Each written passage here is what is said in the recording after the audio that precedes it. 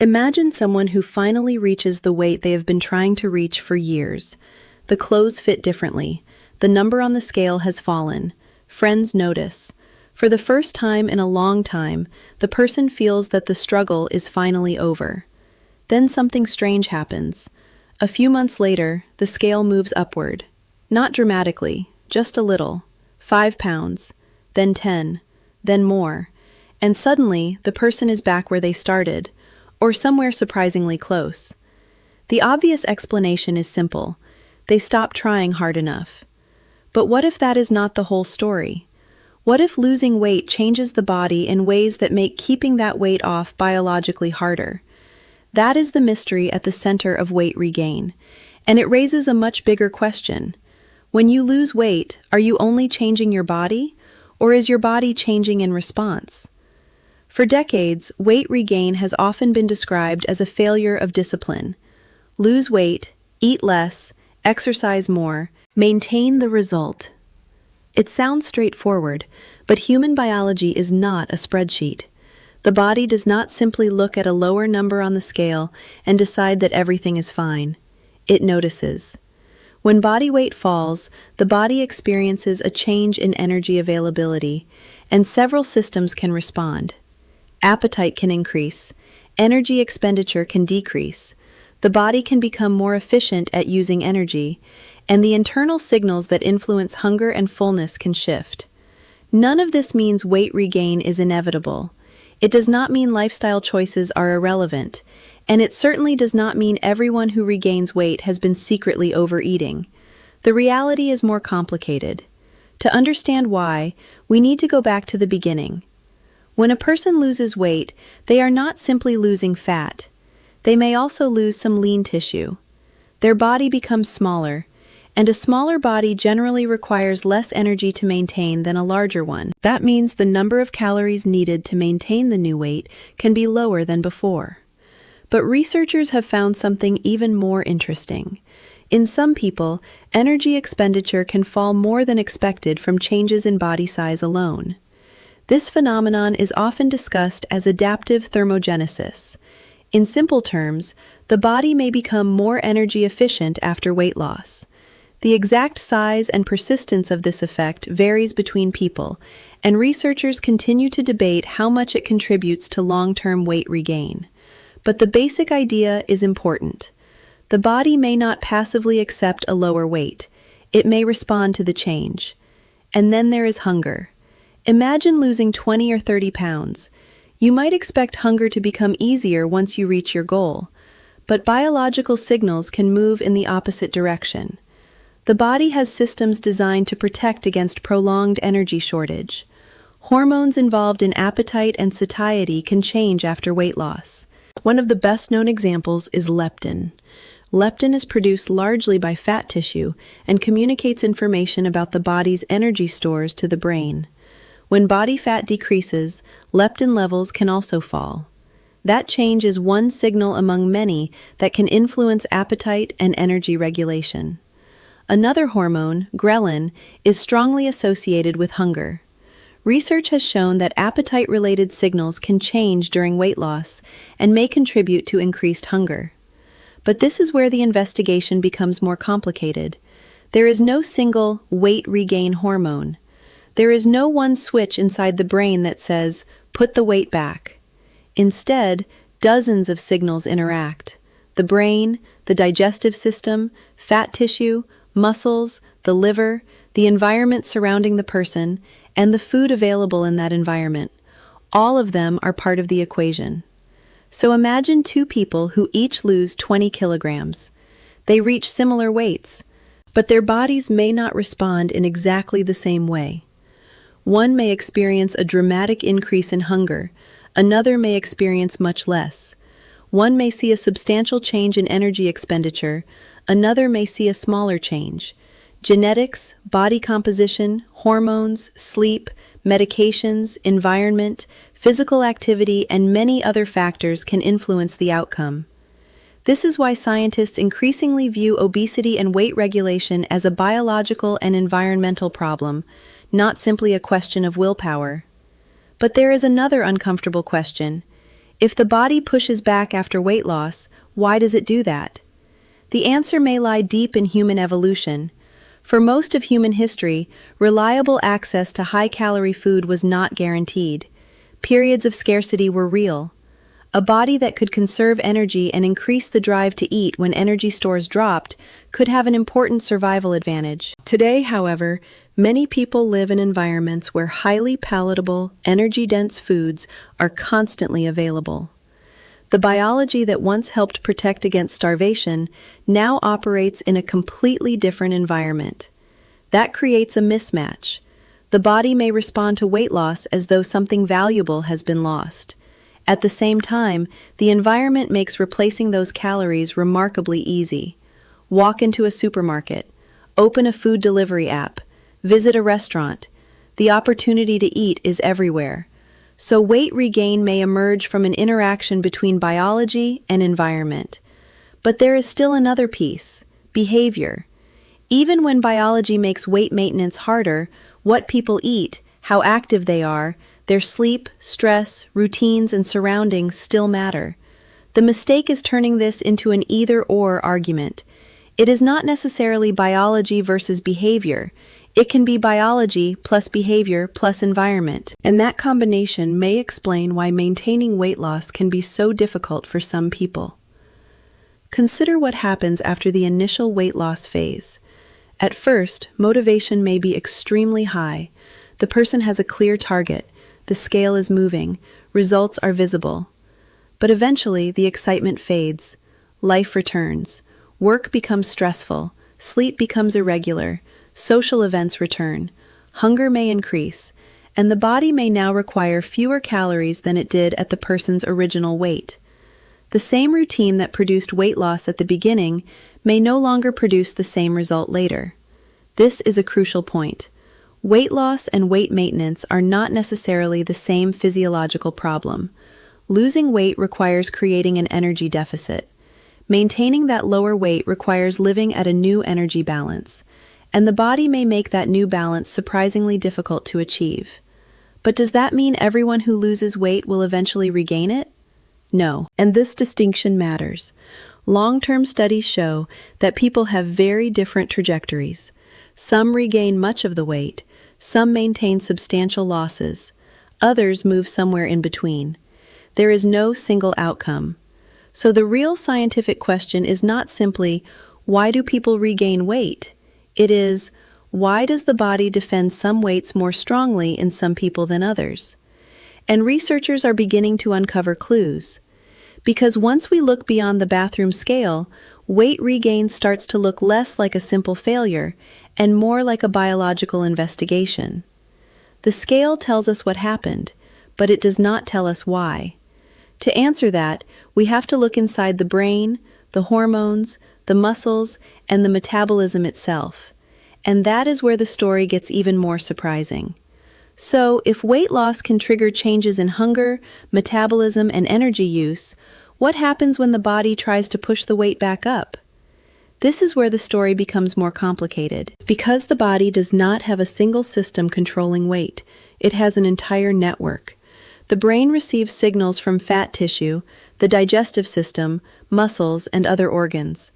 These signals help influence hunger, fullness, energy use, and the body's response to changes in weight. After weight loss, some of these signals can shift in a direction that makes maintaining the new weight more difficult. Hunger can become stronger, food can become more appealing, and the amount of energy the body needs can be lower than it was before the weight was lost. Put those changes together and the person may face a very different biological environment from the one that existed at the beginning of the diet. This is one reason the phrase, "just maintain it," can be misleading. Maintaining a lower body weight is not necessarily the same task as losing it. During weight loss, the body is using stored energy. After weight loss, that energy source is no longer available in the same amount. The body now has to maintain itself at a lower weight while dealing with biological signals that may encourage energy intake and conservation. And there is another factor that often gets overlooked. The body is smaller. A smaller body generally burns fewer calories at rest and during movement than a larger body performing the same activities. So a person who has lost a significant amount of weight may genuinely need less energy each day than they did before. This means that the routine that created weight loss may eventually become the routine required simply to maintain the new weight. And that can feel confusing. Someone might say, "I am eating almost the same way I was before. Why is my weight going up?"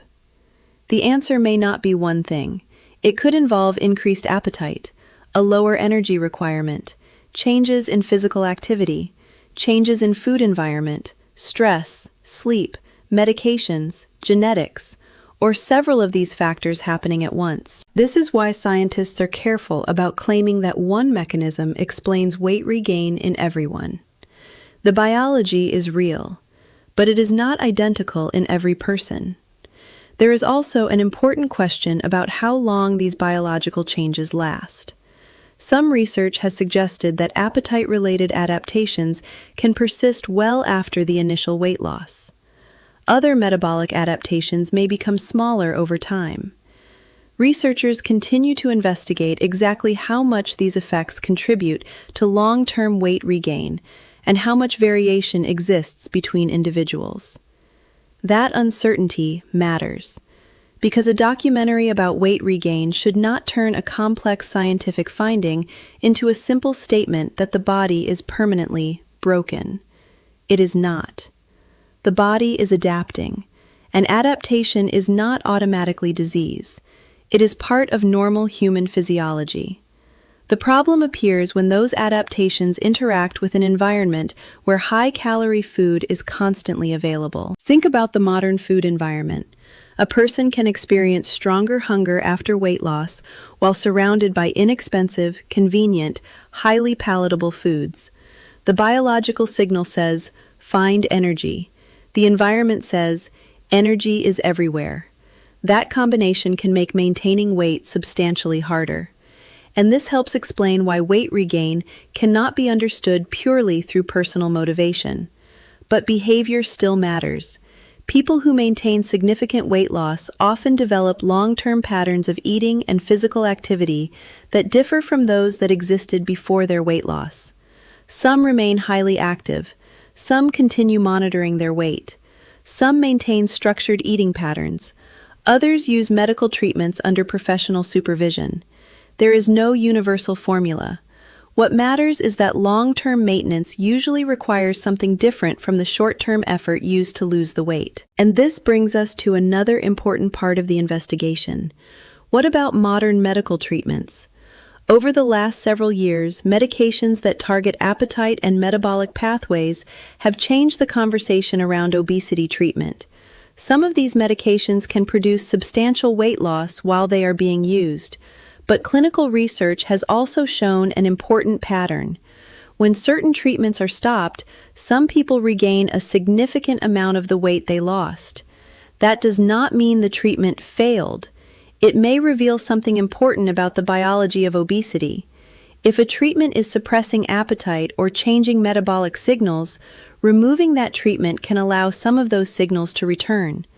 Again, this is not an argument for or against medication.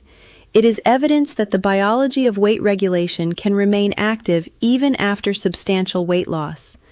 And medication is only one part of the larger picture. The same principle appears in behavioral weight loss programs. Many people lose weight successfully. The difficult question is what happens years later. Long-term follow-up studies have repeatedly shown that maintaining substantial weight loss is possible, but that some degree of regain is common. Yet even partial weight loss can have health benefits.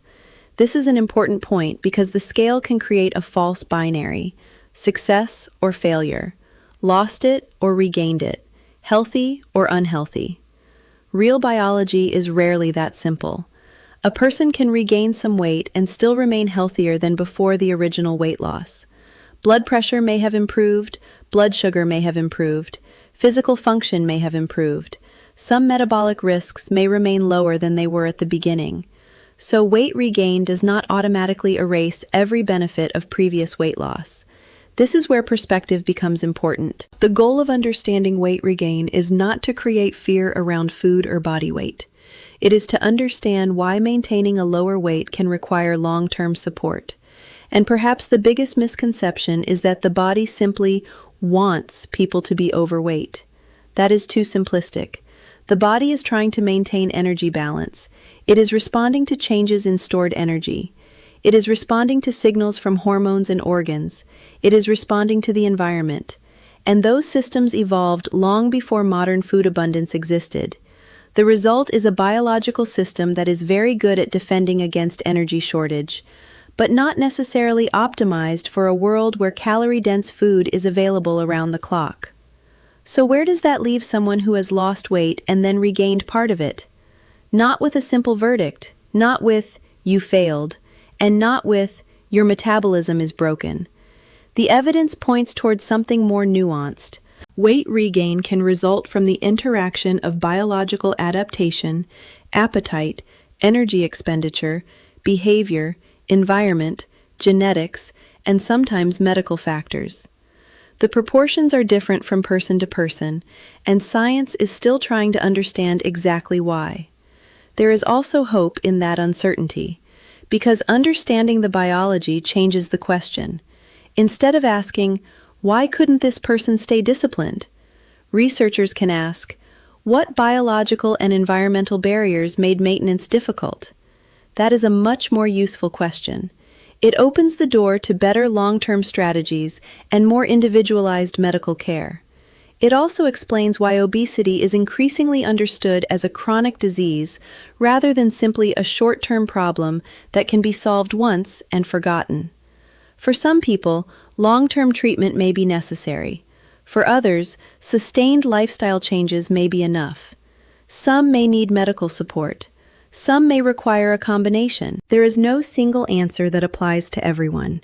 And there is one final mystery. If the body can push back after weight loss, why can some people maintain a large amount of weight loss for years while others regain much of it? That question remains partly unanswered. Researchers are studying genetics, brain signaling, hormonal responses, muscle metabolism, the gut microbiome, sleep, physical activity, food environments, and the psychological effects of long-term weight management. The emerging picture is not one of a weak person fighting against their own body. It is a much more complicated interaction between biology and the world that surrounds us. So perhaps the most important thing to understand about weight regain is this. Regaining weight does not prove that the original weight loss was meaningless, and it does not automatically mean someone stopped caring. Sometimes the body has changed, the environment has changed, the person's energy needs have changed, and the biological signals regulating hunger may have changed too. The scale shows the final result, but underneath that number is a continuous conversation between the brain, hormones, organs, behavior, and environment. That conversation does not stop when the diet ends, and that may be the real answer to our mystery. Why does weight come back after you lose it? Because losing weight changes more than the number on the scale. It can change the biological signals that regulate hunger and energy use, while the world around us continues making food easier to access than ever. Weight regain is therefore neither purely a failure of willpower nor proof that the body makes long-term weight loss impossible. It is the result of a complicated system, and understanding that system gives us a more realistic picture of what successful long-term weight management actually means. For anyone struggling with weight regain or considering treatment, personal circumstances matter greatly. A qualified healthcare professional can help determine what factors may be involved and what approaches are appropriate. Medications or treatments should never be started, stopped, or changed without professional guidance. The mystery began with a simple question: why does the weight come back? The answer is not simple, but perhaps that is precisely why understanding it matters.